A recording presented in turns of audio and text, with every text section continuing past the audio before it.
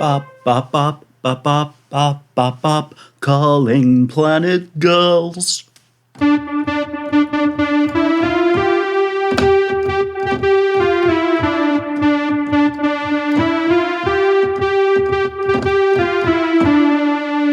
just can't get a hit, and I just can't get a hit. Hi, my name is Benedict for Higher Hertz, and hopefully you might have recognised what those were meant to be. This review is on Mercury-4. Now, Mercury-4, for anyone who doesn't know their synths half passably, is clearly a clone of the venerable Jupiter 4. And the reason that I chose those not quite songs is because they are the era in which the Jupiter 4 was dominant.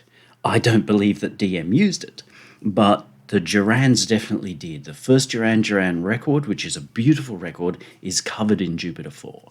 And the Jupiter 4 had quite a distinctive sound. It was a lot coarser, gruntier than similar things, and very much a lot gruntier, a lot more characterful than things that came later, particularly the somewhat overhyped Juno 106 and Juno 60 were very smooth in comparison to the Jupiter 4, which is possibly part of why there are little to no emulations of this instrument, which is a shame because when you get it right, there's an awful lot going on. Now, before we go much further, you probably noticed a burst of white noise there. I am demoing using the demo of this instrument. Having to buy everything that I review can get a little heavy-handed, so I'm sure you all can live with the white noise burst. It will come and go as it pleases. So, Cherry Audio have recently just released this Mercury-4. Okay, yes, it is a Roland Jupiter 4 clone. And it's not a bad one. Not a bad one at all. Cherry, if you don't know them real well, are most famous over time for their voltage modular, which is a very nicely put together, fully modular, wire everything to everything else VST that will run inside whatever DAW you are using. It's pretty darn good. There's a lot of external support for it as well. They've done a nice job with that. But recently what they've started to do is to take their DSP, their modules and what have you, and put them together as pre-built synthesizers, and they're using the current fashion obsession with everything that's old and apparently famous, and actually put themselves to making some little pre-built synthesizers. So you can see there the poly mode, which is a polymoog, the 8 voice, which is the somewhat hard to come by and incredibly hard to live with Oberheim 8 voice, which is literally 8 SEM synthesizers in one box, and every single voice has to be programmed independently, which, while being a total pain in the ass to set up and hope that it worked, is responsible for the really large warm sound in a lot of AOR records. So Journey records are covered in the 8 voice and they sound beautiful. And that's a pretty good representation of that. Their MS-20 clone, their Memory Moog, and now, of course, the Mercury-4. There was an ARP 2600 in there. It's gone off screen. But they've been doing this for quite a while, and they are all dirt cheap. See? $39. Often, at this level of the market, it's garbage. Now, Cherry Audio obviously have a plan, and that plan is to get people in, playing these things, going, ooh, that's really cool, and get them buying more and more of their stuff.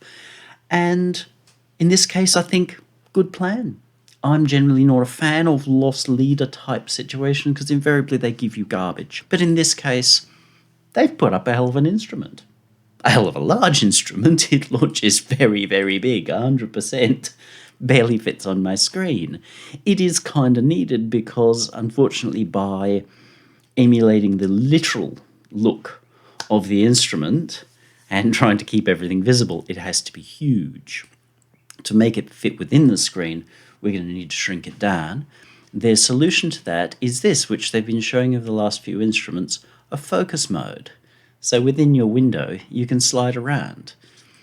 First few times I thought, this is a bit how's your father? But after a little while, you get used to it.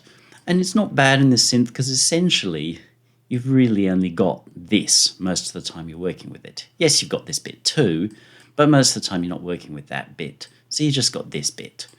Now we're going to scoot into my good and bad on this. It's going to be pretty basic and biased because it's not entirely fair to be anything but. So the goods. Jupiter 4 clones, as I've already said, are pretty rare. So anybody who's prepared to do a halfway decent Jupiter 4 clone is more than halfway there. This thing sounds nice. It really does. It's generally very practical and easy to use. As you'll see, I'll do more of a walkthrough knob by knob in this case than I have in other situations. There's a bonus that it comes with a tape echo, which is based around the Roland Space Echo. And of course, if you haven't already noticed, the pricing is it's on the absurd side. So they're all real positives. It's a very, very nice either starter instrument. If someone were to say to me right now, oh, well, what synth should I get to start on? I'd be real tempted to say, why don't you grab that little Mercury-4? Because it gives you all the basics that you need to get yourself going and make nice, usable synth sounds. To be fair, I need to present some things that look like bad because otherwise it seems like I'm not doing my job right. So these are being pedantic. It is an imperfect emulation. It's very hard to emulate a Jupiter 4 because it's a very non-linear instrument. It's messy, it's ugly, it's junky, it's all these things that it shouldn't be, and then it's not. And collectively that makes it beautiful and it makes it hard to emulate in anything approaching simple software. But to say that it's an imperfect emulation is not fair. It is being pedantic. If you go onto their website, the first entry that's there is a almost clone of an early Human League track which was made with a Roland Jupiter 4, and it's a pretty well photocopy. It's testament to how good the emulation really is when used well. The synth is tiny, unless we're using the focus mode to get the synth on screen while still having some screen real estate left for, I don't know, your own music. The synth becomes tiny and then you need to use the focus mode. In practice, really not worth worrying about. And the last one, it should be discussed because it is a very limited synthesizer. You can't do absolutely everything with it. Roland for generations made synths that, interestingly enough, appear to have basically been the same architecture over and over again, from S&H right the way through to the Juno 106 and the like. They just kept making the same synth over and over again, and then they remade it with the Gaia. Quite how and why they were doing that, I don't know, but they were basic architecture, and the difference really just was on, well, what year you were buying your synth, I think, and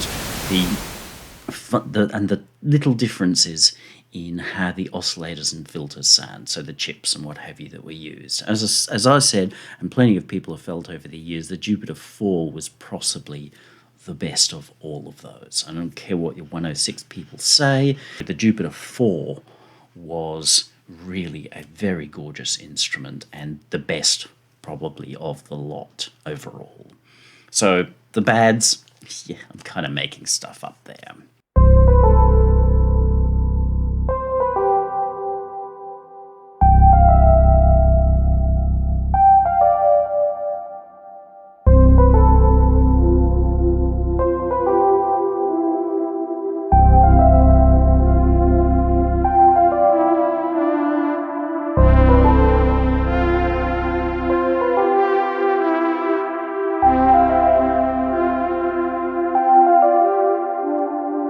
With all our good and bads out of the way, we'll walk through the instrument.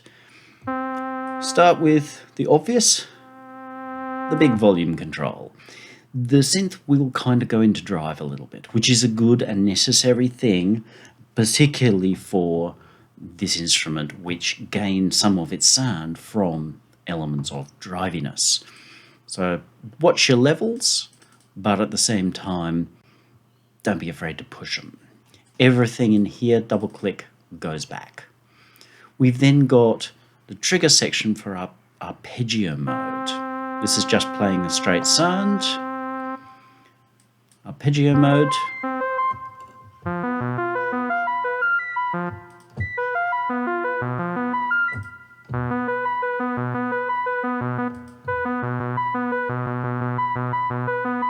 And then we can set a top note, which that's middle C, means that it won't arpeggiate above middle C. With the top note up here, now it'll work its way all the way across the keyboard.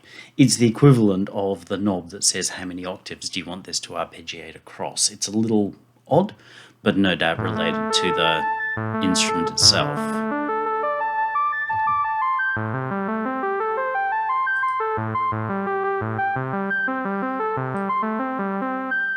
You can set the rate of the arpeggiation here.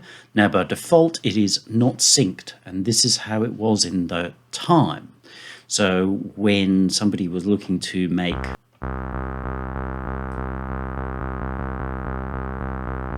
let's say we were wanting to make Kids in America.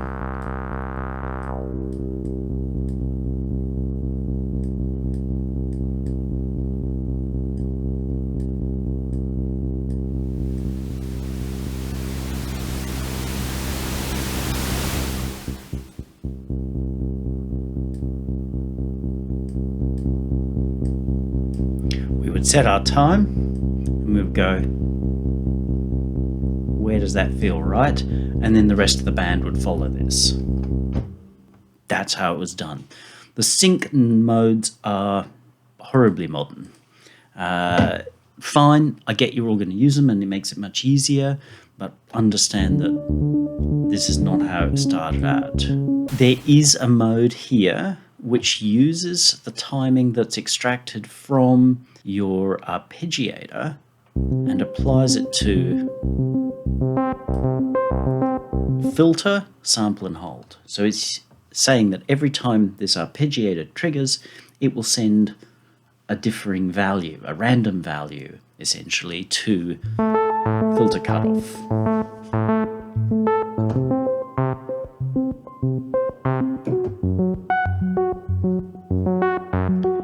Pretty cool feature. That's how you get access to a sample and hold when you look at the LFO, which is next on our list. Let's go back into modes. And open our sound up a little bit, because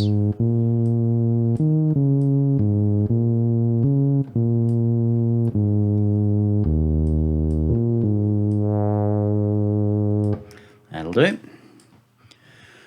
So, LFO can be synced. Let's not go there.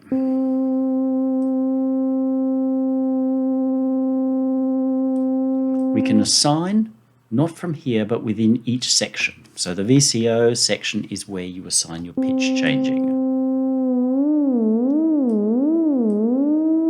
You set your rate here.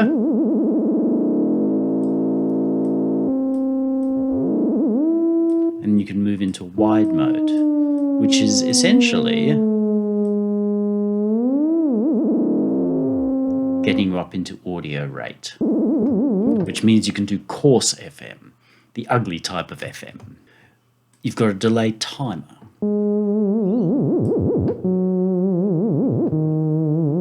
Which means that from when you first press the first note, it takes that much time to ramp up to the full amount.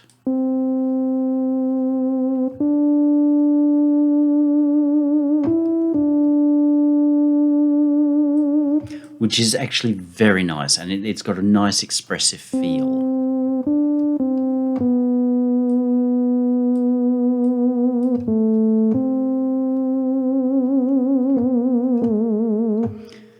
You can also manage that with the mod wheel. So if we hit the mod wheel button,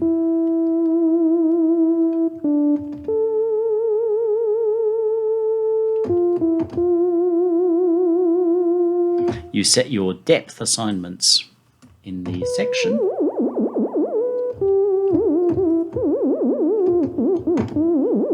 And then use the mod wheel to control your actual depth in real time. Your waveforms are sine, square, ramping up, or ramping down.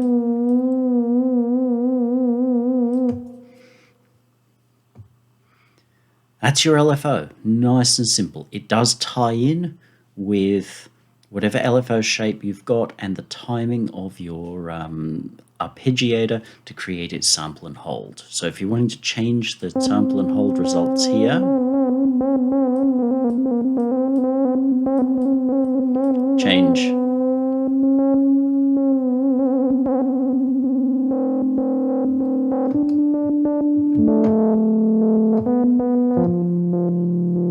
your LFO features here. That's real sample and hold.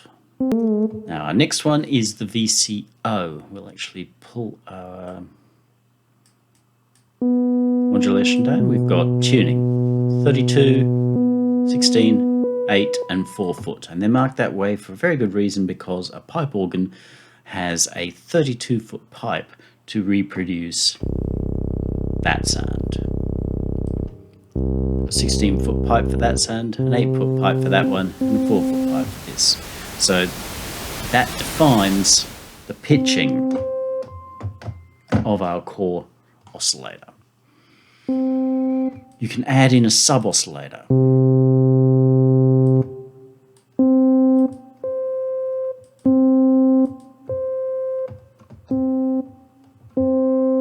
So it's adding, you've got no level control over it, but it just pops in a sub oscillator, and it actually does a nice job. Whatever their mixing is, it mixes nicely. You've got for your oscillator, you can turn your oscillator off and just listen to the sub, which is a square wave. Or you've got a sawtooth wave, which is what we've been listening to, a square wave, square with its sub, or a pulse width modulated form. So this form is changeable. We can set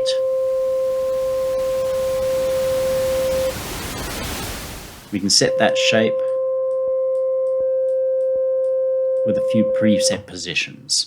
There's not a lot of difference when you're listening, but if you are looking for the right tone, then you've got those 4 choices as to which points, and nothing's infinitely variable here. You can then move it to modulation mode, so your LFO is now adjusting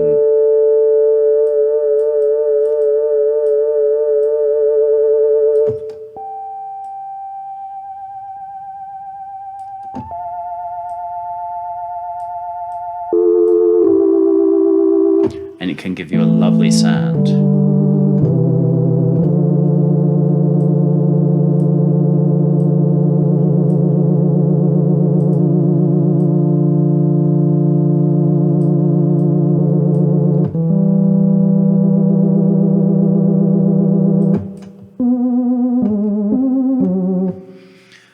So that's your classic Juno type sound, is the pulse width modulation. Gives you a much warmer sound. You can add in noise. That noise is not very bright. It's not very loud. It's white noise. It defers to being a little on the brighter side, so it could be a little skewed to pink, but it's a nice sound. If you're wanting to just make noise-based effects, you're probably going to need to turn your level up here after turning off your oscillator and sub. So there's a certain versatility to it, but you've got to pick and choose. Really, it's set so that it can sit inside a sound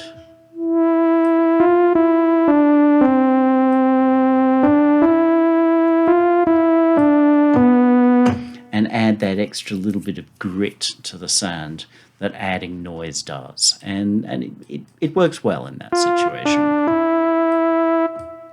When we get to our filter, we can start with a high pass. So that's just for pulling out what we might call mud.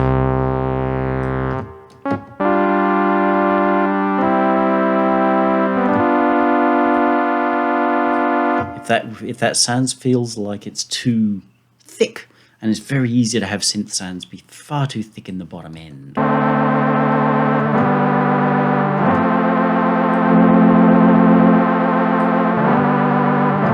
Especially if you're doing string synth sounds, you know, the old piano topper string that you would see Elton John or Jackson Browne play. Then your high pass is really important. You've then got your filter as you're used to. Let's turn its modulation off.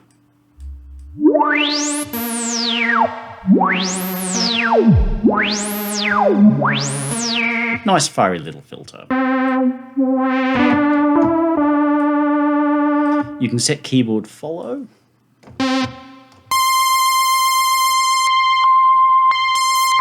So that means that when we've set this filter here, that's just shaving off at that frequency, meaning that higher notes will be more shaved, or hacked, as the case may be.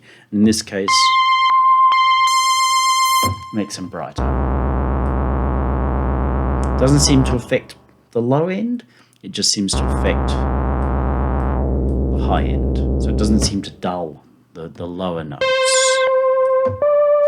So if you are getting into a situation where you're going, look, I like the tone here, but it sounds choked here, as in like it's disappeared.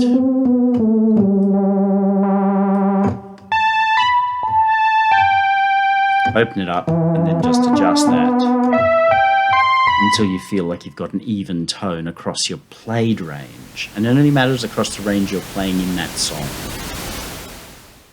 We then get modulation.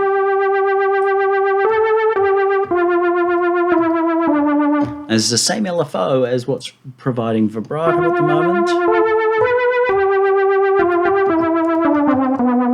But as you know, as we bring it in, we end up with a really nice sound as well.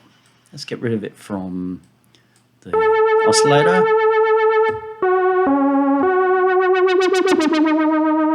But applying it in several different places will give you a richer sound than just applying it in one place. Like we're hearing it that on. We'll just turn that off for the moment.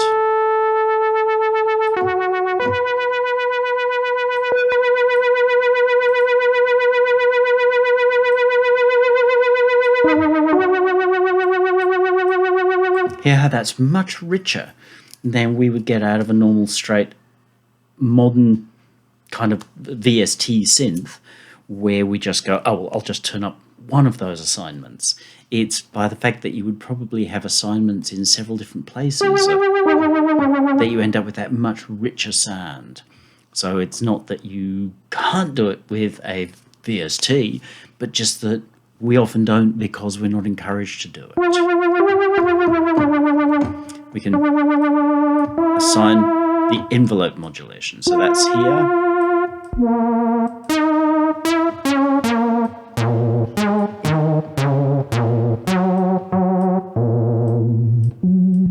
For bass sounds, you'll generally want the key follow quite low, otherwise it's hard to get.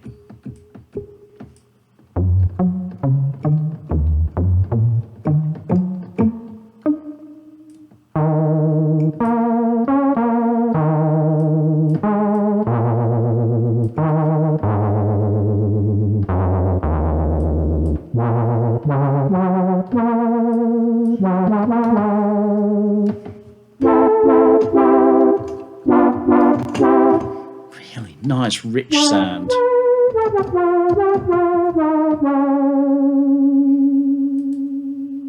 Not loving the pulse width modulation, it annoys me after a while.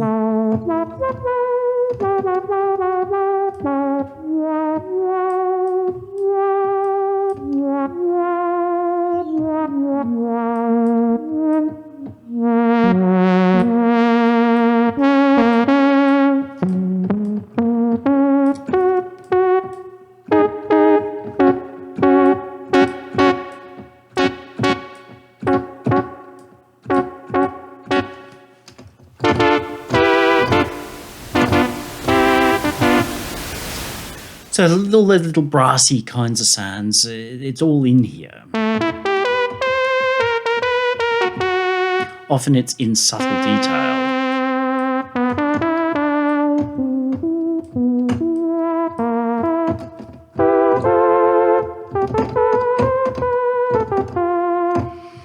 And so many of these instruments were built with a very different mindset. Today it's all about, oh, I press a note and I get this big blast of lots of things happening. Whereas back then it was about playing melodies like you saw at the beginning. Or playing string lines.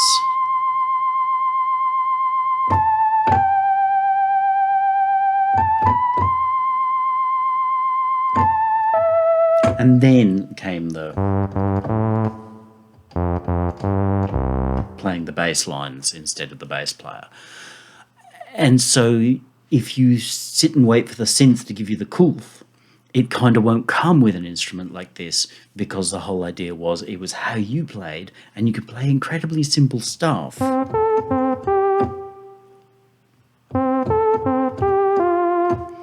And get really emotive feels out of it with nice, delicate programming.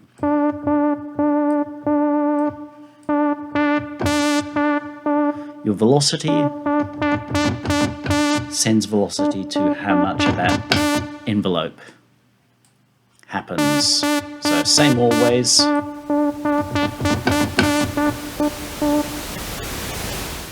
Really nice way of seeming to get. Let's just back that off a bit.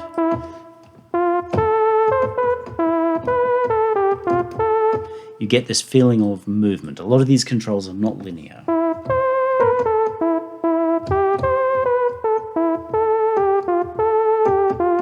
So we get a feeling of velocity there.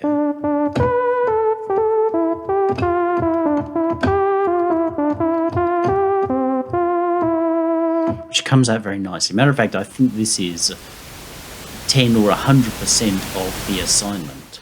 So if this assignment's high, or if this assignment's low, it's still going to be 100% of whatever that is, which makes perfect sense. It's just a little different from the way it's programmed often these days.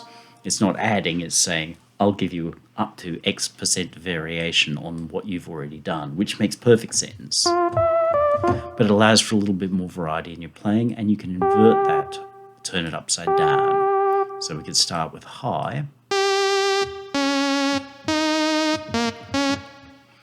And have our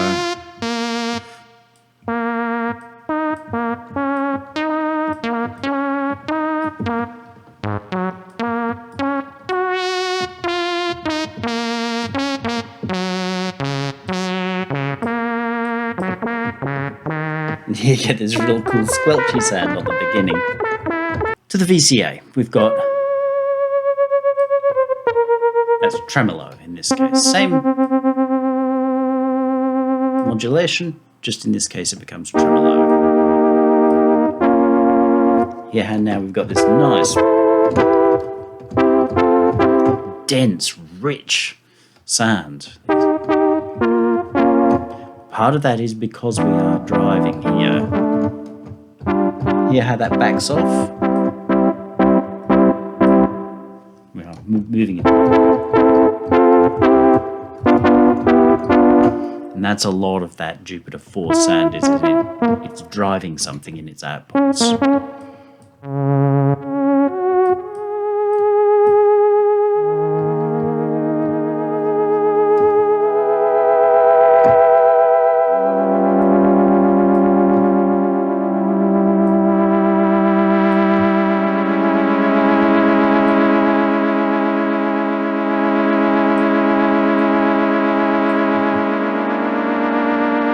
We get really nice sounds that are reminiscent of what an instrument like this would do. I had a Paraphonic 505 for a while. Ghastly thing, but it sounded like this. Except it hissed.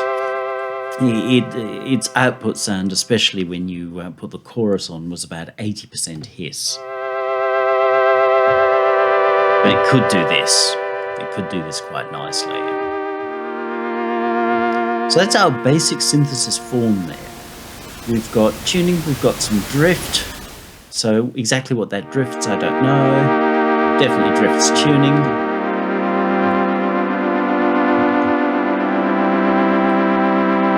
So that is nice. We've got that ensemble, which is that chorus. So it gives you a really nice feel. It seems limited. Of course, when there's nothing else there, you'll want it in full stereo, but just watch that. Modes we've shown before. Oh, there are unison modes.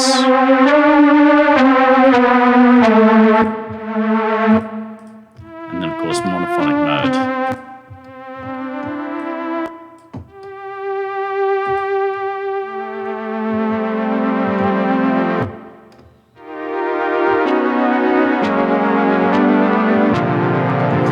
So you can set a chord into its memory.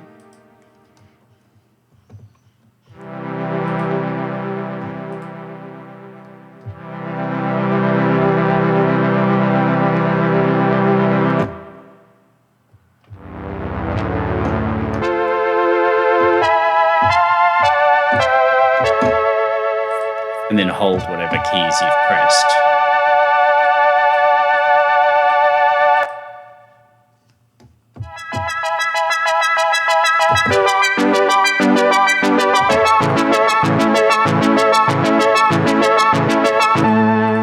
Performance feature which is probably not needed these days, but it is kind of cool that it's there. Then we'll come back to that in a moment. Down the bottom here we've got a few things of controlling our pitch bend, which controls our VCO. We can turn it off.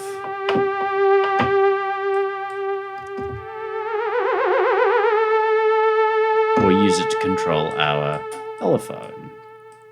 Mostly it's going to be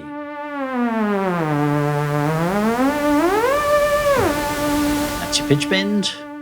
So you've got your VCF, which can apply to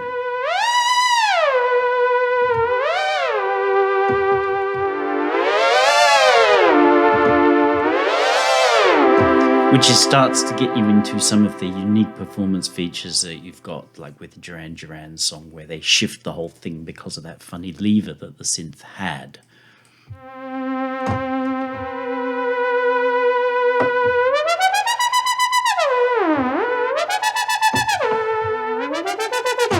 So it's applying LFO as it raises the pitch.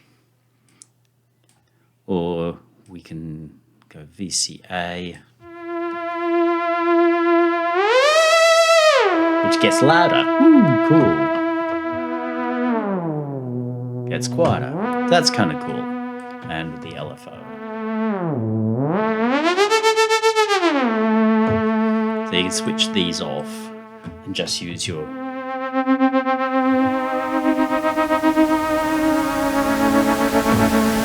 pitch bend wheel to be applying modulation. It would take a little bit of playing around with to get your head around it, but it is quite cool. We've got portamento.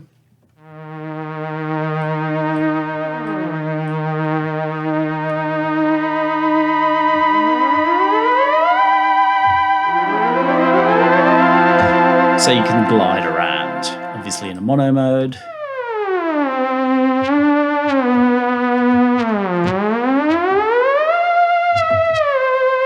It's not as versatile with as many switch options as a modern synth, but it is cool and it's got nice character. You can then just re-pitch the whole synth.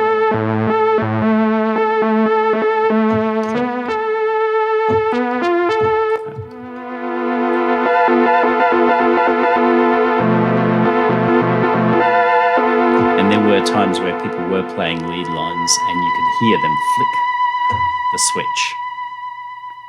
If you didn't know what you listened to, you might think it was the pitch bend wheel, but it was actually flicking a switch like that. You used whatever you could, as long as you could use it nicely.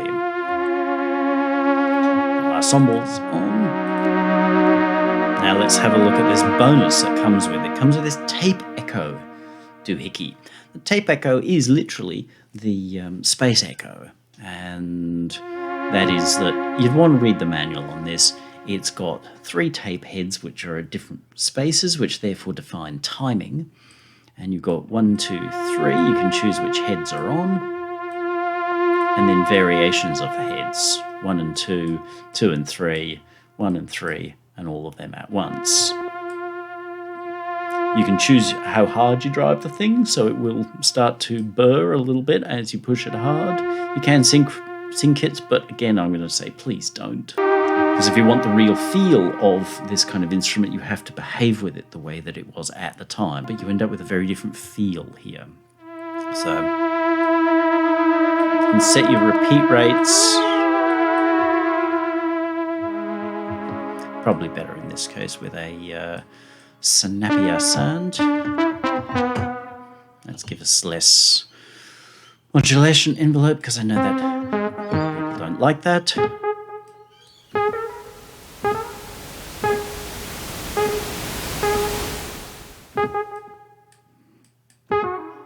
The knob kind of works backwards, and they've finessed how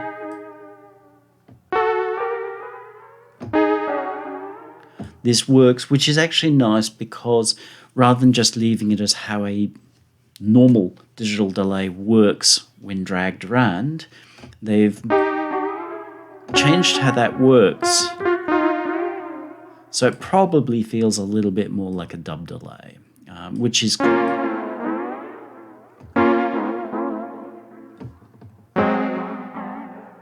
So you can actually play it. It doesn't have a modulation on board. If you're in a decent DAW like Reason or Bitwig, then you've got a modulation source to apply something to and get results. Intensity is feedback.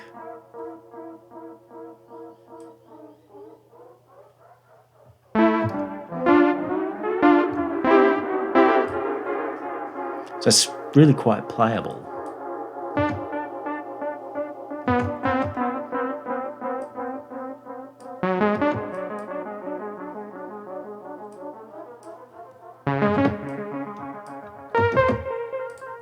There's also a reverb you can bring in with a model for a spring, model for a plate, model for a hall. What those are made out of, I don't know. I don't know whether they are actual algorithms, real delay lines and what have you, or whether they're the cursed impulse responses, but they seem to work quite nicely.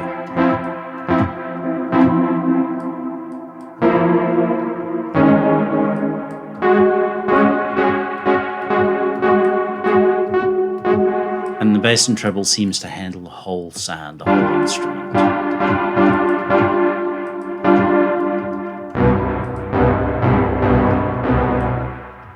Yeah, they seem actually independent of the tape echo and reverb settings. They're an extra bass and treble. So you can get a real nice fat sound out of this.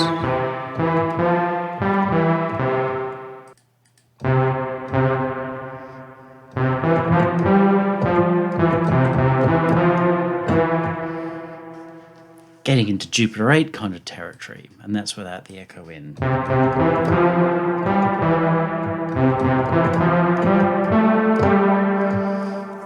So you've got to watch how hard you drive a lot of things, but it is a nice addition. There doesn't seem to be any audio ins for it, so I should imagine in time they're probably going to field their own tape echo device, and why not? Good on them for it. So that is our Mercury-4, which is an emulation of the venerable Roland Jupiter 4, which was half of the mainstay instrument of the New Romantics and that era. If they weren't running a Prophet 5, then they were probably still running a Jupiter 4. And this is a nice emulation of it that's capable of delivering that feel pretty darned well. So by now you'll have decided whether it seems like the right thing for you or not. But if you're looking at something like this, this is pretty darn good for the price. Benedict for Higher Hertz. If you've enjoyed this, if you want to know anything more, please subscribe to the channel on YouTube. Head over to higherhertz.com, subscribe yourself there as well. By all means, ask general questions down there, but if you're asking me how to troubleshoot or specific things about this instrument, looking for tech support, probably not the right place to go about that. You have a great day now.